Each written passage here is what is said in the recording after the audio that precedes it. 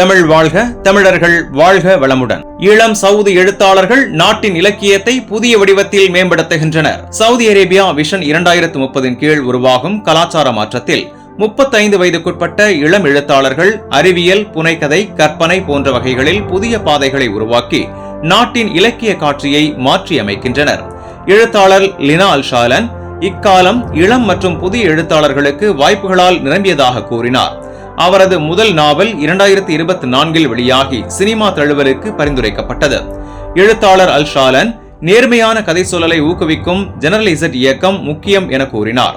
இளம் வாசகர்கள் ஆன்லைனில் வலுவான குரல்களாக மாறியுள்ள நிலையில் நம்பகத்தன்மை எழுத்தாளர்களுக்கு பெருமை சேர்க்கும் என்றும், செயற்கை நுண்ணறிவு உதவியாக இருந்தாலும் மனித கதை சொல்லலை மாற்ற முடியாது என்றும், புதிய எழுத்தாளர்களுக்கான சட்ட பாதுகாப்பும் அவசியம் என்றும் வலியுறுத்தினார்.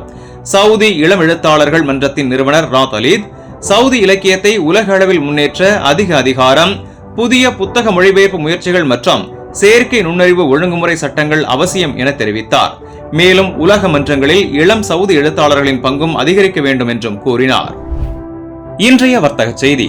சவுதி ரியாலுக்கு நிகரான இந்திய ரூபாயின் ஆன்லைன் மதிப்பு ரூபாய் 23.12, ஸ்ரீலங்கா ரூபாயின் ஆன்லைன் மதிப்பு ரூபாய் 80.48, அமெரிக்க டாலருக்கு நிகரான இந்திய ரூபாயின் மதிப்பு ரூபாய் 86.68, அதுபோல் இலங்கை ரூபாயின் மதிப்பு ரூபாய் 301.78, ஒரு யூரோவுக்கு நிகரான அமெரிக்க டாலர் 1.16 என்ற மதிப்பில் உள்ளது.